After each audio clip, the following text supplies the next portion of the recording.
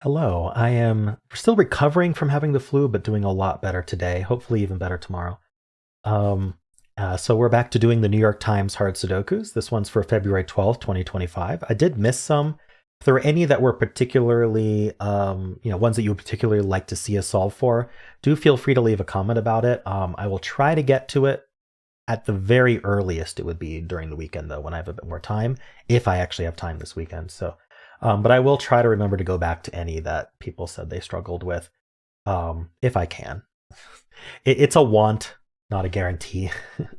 But anyway, there is a link in the description, and also these links, they're just the date, right? So if you look at the actual link, the URL itself, the very end of it, like the one for today is 2025 02 12. That's the year 2025.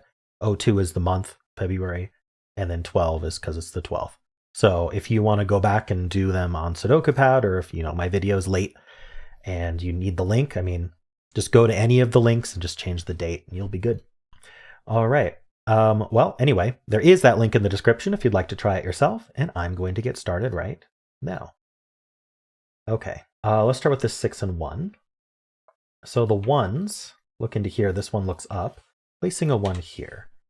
Now vertically, doesn't mean there's a 1 in one of these two. Vertically here, I'm not seeing a whole lot. Vertically here, no. Okay, how about the 6? 6 is in one of these two, we can mark that. Vertically, we have two 6s. It's a 6 in one of these two. What I'm looking for when I'm scanning right here is, because I limited 6 to these two rows, I'm seeing if this box or this box also has it limited to those two rows. Not the case here. But always good to be on the lookout for that kind of thing. Okay. So back up, we did the 6. So let's do the 4 and the 5 then. We do have two 4s here. It's a 4 somewhere in here. Sorry, I missed that 4 there. By the way, you only have to look for lined up if you don't already have the digit in the row they're not in. The reason this is in two rows is because we already have the 4 for the third row, so it doesn't make sense to look. We already have the 4. Anyway, so that 4... this 4 and this 4, look through. I call this a crossing. You can look for this more directly. I used to do this scanning strategy. I've kind of moved over to just one digit at a time strategy. Looking for, basically, if you're starting out, there can be really specific things that you can explicitly look for one at a time, rather than, doing a whole bunch of stuff at once and in your scanning. And so I do have a video in the description where I walk through kind of a really systematic way to approach a Sudoku. If you haven't checked that one out, I think it's a really good video where I go very in depth on how everything works. But anyway, it's called Everything You Need to Know to Solve a New York Times Sudoku, I'm pretty sure. But I call this a crossing because what you can also do is you can see this formation of the 6 and the 1. And this is still a really good thing to be looking for, even if you are scanning this other way, to make sure you haven't missed it, which is there's kind of you can see it, like there's kind of a hole between these two. If you kind of imagine these as a wall, right? If I kind of just black those out, you ignore the numbers and just look at this box, there's a hole. There's one bottleneck into this box, right? And learning to think of the placed digits as kind of walls and looking at things geometrically, almost like you're looking at a maze or something, or you're looking at just a pattern, that can really help you pinpoint exactly what you're looking for. What we can find is that in this column, we do have some digits. We don't even care what the digits are right now. Like, all we're seeing is we've got a bottleneck, and we've got two digits here that might want to flow through that bottleneck.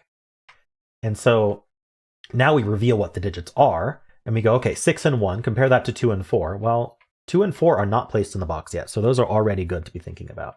So we know that these digits can't be 2 or 4. And now what we want to do is we want to look in these two rows over here for a 2 and a 4.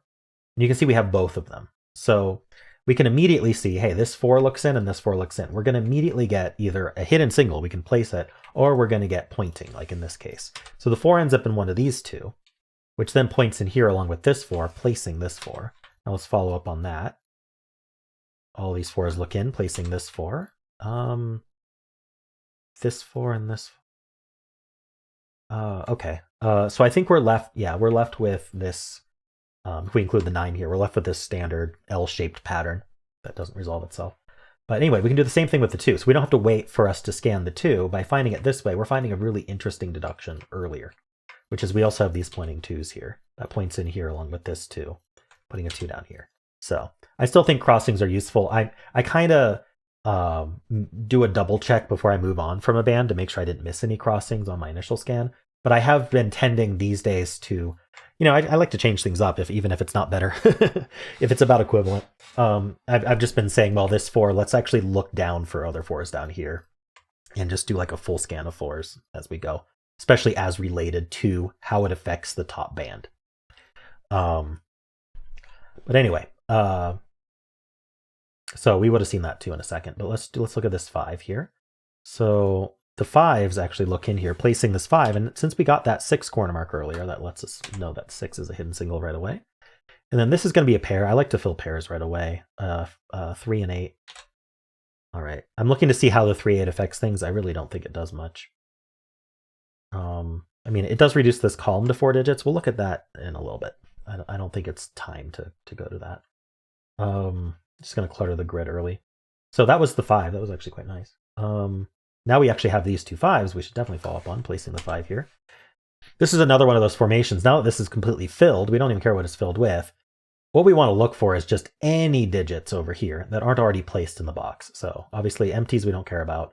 1s, 5s, and 6s we don't care about. But the 2 and the 4, at this point, if we hadn't already, we would have found the 2 and the 4. Unfortunately, there isn't another digit that we can find that does it. But that does cause pointing, which then causes it to be limited in another box. Okay, so we just got this 5. Now vertically, that does place this 5 as well. How are we doing on 5s? So 5's in one of these 2, and it's in one of these 2. Okay, so that's quite nice. So these are the last 2 5s in the grid. But also over here, we have the 4 and the 5 corner marked in the same 2 places. You can actually see the 4 5 looking in here, the 4 5 looking in here, the 4 5 looking in here. Those are all givens, so that's just right there from the start. So only 2 places 4 and 5 can be, so that's where they go. And so what we've done is we've evicted anything else that's not a 4 or a 5 from these 2 cells. Because if I try to put, say, a 9 here, there's no reason you would think it couldn't be a 9 from basic Sudoku rules. The row doesn't have a 9, the column doesn't have a 9, the box doesn't have a 9 yet. Why can't that be 9? I should pencil a 9 there. No, I shouldn't. Because if it's a 9, I suddenly can't place both 4 and 5 in this box. Because 4 and 5 can't go in any of these cells. So I'd have to put a 4 and a 5 in this one cell, which basically I've excluded the 4 or the 5 or both from this entire box, and that's no good.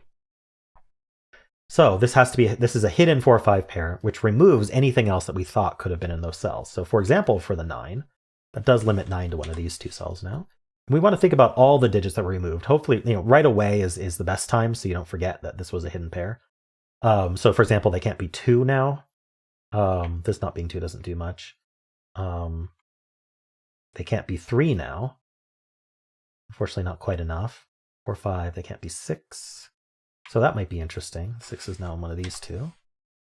I really want this to do something. Well, the 8 looks down. 8's one of these 2. So that means 8 is somewhere in here. What I mean is I want like there to be something pointing at these 6s, but I just don't see it. Okay. 7s. 7's one of these 3. If there's another digit that's limited to these 3, we would get a hidden triple. That's always a good thing to like check for. I think it would have to. I think we've gone through the digits though, and it's not any of them which we talked about. So, and then we have 8 and 9 already. All right. So let's backtrack up to where we were. This is now a triple here. We can just fill the triple. It's 2 and 7 8 2 7 8. Oh, okay. Well, not 7. That's why. Hold on. Let's do it correctly. 2 3 8. That's not 3. That's not 8. Okay, I got confused. I was like, no, that could be 7. 2 3 8. These 8s do point up though, so this actually isn't an 8. Oh, and I somehow got rid of the corner mark 8 there. I should not have. But yeah, okay. So 8 in this row can't be here or here because we have these 8s pointing up. So the 8 ends up here. And we have the 2 3 pair. That leaves a triple here, which I would also like to fill at this point. We need 6 7 and 9. That's not a 6. So the 6 is actually one of these 2, which I guess isn't super important. 2 3 6 7 9. All right, what else do I want to look at related to stop band? I'm going to go through each of these digits to make sure I didn't miss anything. So the 1s, the 2, we got 3 and 8, not really much to talk about. I mean, I'm looking vertically, right? There's not much to say about 3 and 8s. Actually, 8. The 3, 8 looks down, this 8 looks in. 8's in one of these two. That could be helpful. Do we have anything else limited to these 3 cells? I don't think we do. Maybe the 3? The 3 is almost there. The 3's in these 4 cells. Okay, so we're not quite at a hidden triple. So that was the 3. How about the 4? We got the 4s taking. Oh, we didn't take care of these 4s though. Oh, okay. We can just place the 4 here. Now this is a triple. Let's take a look. We need a 1, 2, and 9. I'm seeing this 1. I'm seeing this 9, but I'm not seeing enough. So 1, 2, 9. That's not 1. That's not 9. Okay. So that was the 4. I don't think there's any other follow-up on the 4 right now. Let's keep going. The 5 we got marked up. Okay. The 6, looks like these 2 6s look down. All right. The 2 7s do look down. It's a 7 here. The 8s we already looked at. Okay, and then the 9. Yeah. Okay, I'm not seeing anything with 9. All right. Anything else horizontally here? Not really. These are limited, right? We have the 2 and the 4 corner marked outside of it, so these aren't 2, 4, and then we have 1, 5, 6. That's 5 digits. And unfortunately, actually, that's the only thing we get. We don't get anything new over here. Anything new over here would make them worth marking, but these are actually down to 4 each, so I don't think they're worth marking. All right, we're going to move on to the next band. We've spent a lot of time on that band, though we did find a lot about the rest of the puzzle as well. 1 and 8. 1's in one of these two. Okay, and then the 8.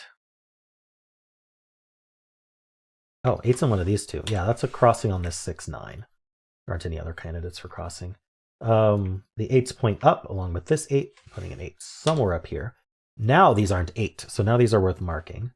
So they're not 1, 2. They could be 3. They're not 4, 5, 6. They could be 7. They're not 8 because they're pointing 8s, right? It could be 9. All right. I like baking that in if I can.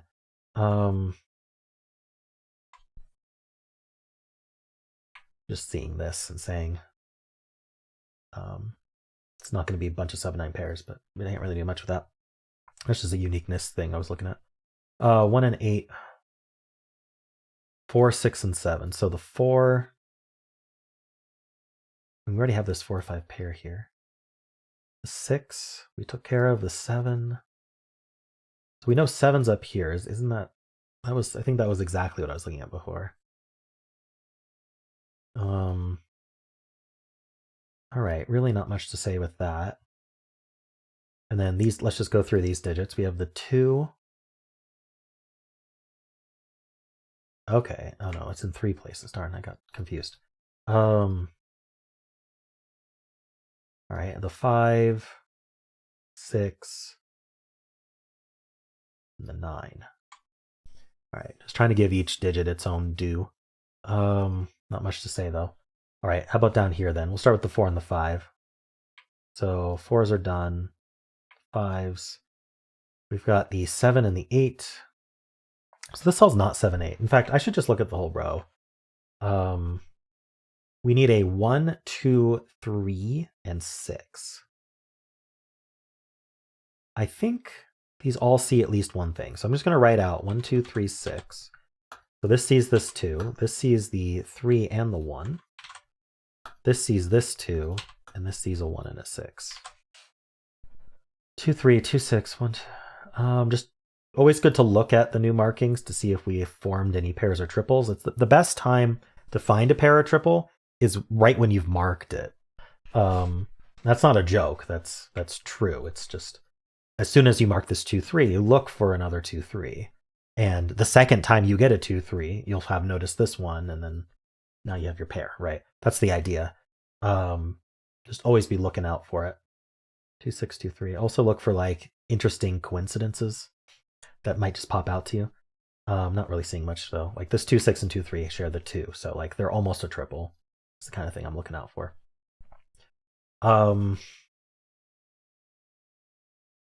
Okay. So that's what we get out of penciling that row. Okay, that's what we just did. Right.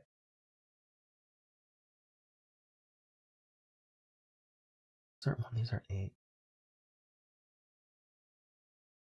Okay, I'm not seeing much else to do here. Let's just do a quick vertical scan, make sure I didn't miss any digits. So all I'm doing here is I'm looking at the 3 digits here and seeing if we have buddies down here. So like the 1, nope. The 6, yep, we have it marked. The 5, yep, but they're done. And then we already looked at these, right? So we have to compare these 2 boxes now. So the 2, nope. The 5 we already took care of. The 6 we had marked. 9, nope. All right, now we just look over here. You can do it any order you want, but the 1s, the 4 and the 5 we took care of. The 8, yep. The 1, okay, that's it. And then let's just look at these here. So 4 and 5 are, so 4s aren't done. So we have these 4s left. What's the other? Ah, right. We had this rectangle, or sorry, this L shape of 4s left. And I think 5s, we actually only had this left here. So we don't really have to worry about 4s and 5s. 6 and 7. Okay, so I didn't miss any obvious scans. Now I'm going to see if I missed any low-hanging fruit. What I call low-hanging fruit, rows, columns, boxes with 4 or fewer open cells. So for example, this column has 4 open cells. So we just want to think about what they are. We need 2, 3, 4, and 8. This can't be 4 or 8. So this is down to 2, 3. Now I'm remembering in my mind, I had a 2, 3 marked somewhere, and they're here. Unfortunately, none of them make pairs. So they don't share a row, column, or box with each other. I mean, this makes a pair, but we already had that. This can't be 2, so this is, or 8. So this is 3, 4. And then, so these are 3 in addition to their corner markings. Oh, that can't be 2. Oh, sorry, because it's supposed to be 3 in addition to the corner markings, not 2. There we go. 2, 3, 8, 3, 8. So we got to look at everything we just marked, see if we marked up a pair or a triple or anything like that. I'm not seeing it. I mean, this is suspicious, but it's not enough.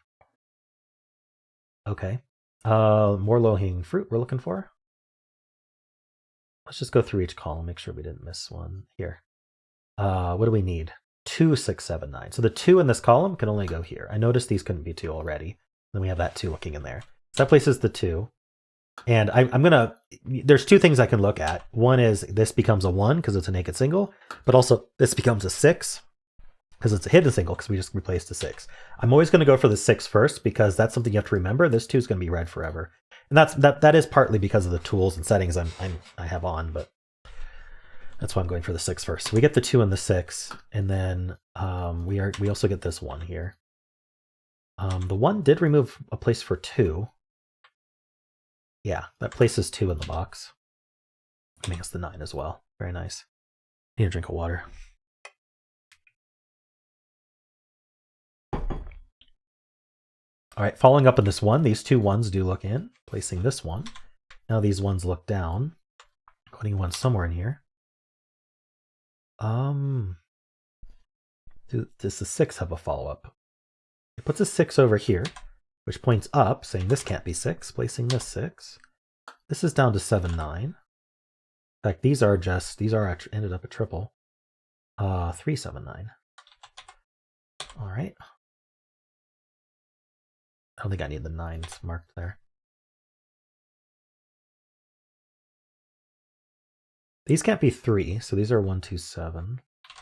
I don't know. And what's kind of our next follow-up? We just got a bunch of digits. Maybe this box. What do we need? We need a 3, 5, 8, 3, 5, 8, 9. So we know the 9 is in one of these 2. And so we just need to add a 3 to all of these corner marks. So 3, 8, 9, 3, 9, 3, 5, 3, 5, 8. I don't know if that helps. 3, 4, 3, 5, 4, 5. Yeah, okay. So this is a 3, 4, 5 triple. Need to place 3 digits in these 3 cells. What 3 digits am I going to place? Well, only 3s, 4s, and 5s. So that uses them up. So that's our 9, that's our 7. That's our 3 and our 9. That's our 8. That's 2. We got our 7, 9, and our 3. That's our 8. Let's clean this up. Clean that up. 2, 7 pair. 268 triple. Just cleaning up a little bit. Not a 9, not a 7. Okay. Low-hanging fruit. This row has 1 digit left. We can place it. It's a 7. Sometimes people call that a full house. That's 3, that's 9. Because a row, column, or box in general is called a house. If the house is full, then you know what the last digit is. All right. That's 3. That's 5. That's 3. That's 4. That's 5. That's a 2. That's a 2. That's 6. 8 and 2. That's a 1. That's a 3. That's a 6. We get the 8 and the 2. We get our something, 7. Well, aka 7. That's our 6. This is a 4. 3 and 9. 3 in the corner emitting snow. That's a 1. 7 and 1. That's 7. That's 8. And we're done. All right. I spent some good time explaining today, but there we go. All right. Well, hope you enjoyed this. Yeah, this was an interesting one today. I'm glad I got to explain certain things. I actually just realized that this is the 12th. So this was a day I was going to skip, but I guess I just recorded it. So there we go. Very late. I was like, the solve counter's already 300. I thought I was doing this right away, but apparently I was doing this too early. Anyway, it doesn't matter. I'll post this right away, and then I'll also post the 13th as soon as I solve it. So there we go. Hope you enjoyed this. If you did, then why not leave a like, subscribe, and a kind comment below.